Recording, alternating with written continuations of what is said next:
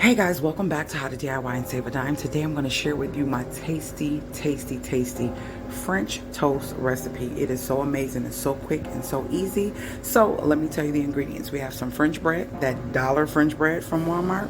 Usually we don't use it all when I make some like sort of pasta. I like to make my own garlic bread with it, and I don't use it all. So I either throw it in the freezer or throw it in the refrigerator, or just kind of let it sit, because the older the bread is, the better. So yeah, I got that. Some imitation vanilla from Dollar Tree, some cinnamon, some nutmeg, and then the difference, why mine has this taste to it that is amazing, is you can use coffee creamer instead of using milk.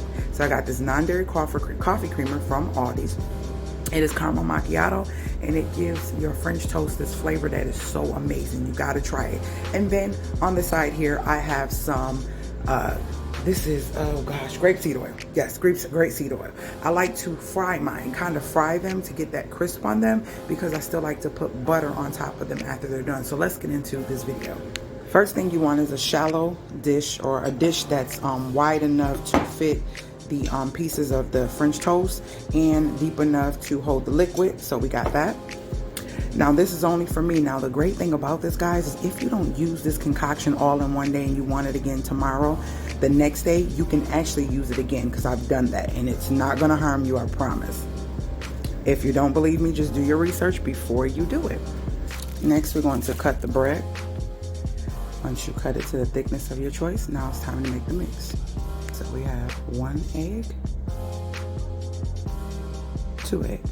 Next, you're gonna add your creamer. And so you know I'm adding 1/3 of a cup. That's all you're gonna need. It's gonna make more than 3 French toasts. Nutmeg. It's gonna be about 1/8 of a teaspoon. Cinnamon.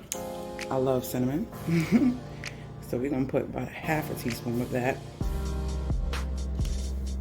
And then your vanilla. It's gonna be about 1 teaspoon, and then time to mix. And this is it. That is just how simple it is. That oil is for the pan, so we're gonna get that going. I'm gonna set a piece or 2 in here. This is my smaller bowl. I should have got the bigger one. I actually think it's being used in the refrigerator though, with some chicken. Yeah, it is, that I'm marinating. So yeah, that's it. Once we mix it, we dunk them, and then let's get them to the pan. Now this is the key to not having soggy French toast. I can't stand it where it's crisp outside and the inside is gooey and mushy. Can't stand it. So what you want to do is compress that down, and you don't make them so thick and let them sit in there for too long. So you pull it and you make sure it's coated really nicely on both sides, and all you do is pick it up and lay it to the side, because you don't want the concoction to get too soaked up in the middle, and it's hard to I'm not gonna say it's hard, but it takes longer for them to cook if you try to get that concoction out the middle of it. So yeah, so you just take it in, put it in, flip it over, and I'm gonna do all 3, and we're heading to the pan. Now what I like to do, because I love cinnamon, is I even add a little more on top, just so, because it kind of moves around inside the mixture, and then when I put them in the pan, I can really see the cinnamon as they begin to cook on mine. So you don't have to do that. This is optional. I love cinnamon, so it's optional. Now let's head to the pan. You can take this, cover this up, and set this into the refrigerator, and use the rest and make 3 more, or you can actually probably get more than 3 out of there.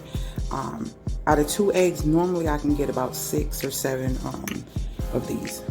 All right, so now I'm gonna take my grapeseed oil, and I'm going to just add some in here and let that get hot. And so we're gonna place our French toast inside.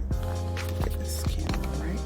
All right, so 1, 2, and 3. You really want to watch them, and because you didn't let them sit in there too long, they will not take long, because you don't have to worry about trying to cook the inside. So I'm gonna be right back once it's time to flip them. While I'm waiting, I just wanted to say, yeah, so as a mom, a parent, or anything like that, this is something you can make ahead of time and actually dip these and set these on a tray or a plate, and just throw them in the oven if you don't care about them being crisp, or you can actually just do what I'm doing. So now, you see, they have a nice golden look to them, I love my French toast to look like that.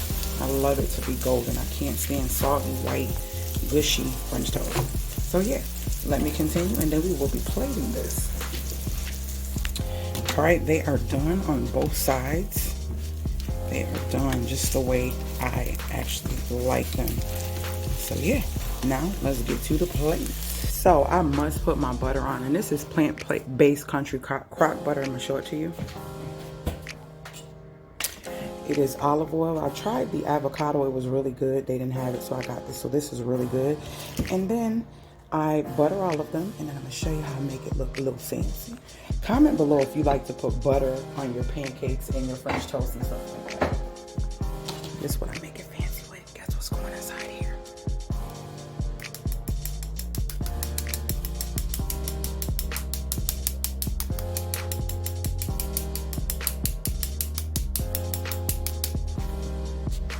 And get your syrup of choice. And I know I love this. I shared this with you. This is actually a new bottle. So there you have it. That's how I make my tasty French toast. I hope you guys enjoyed the video. If you did, thumbs up the video. If you are new to my channel, make sure you hit that subscribe bell, because that's the way you can join the family. If you have any questions or comments, leave them below and I'll get back to you.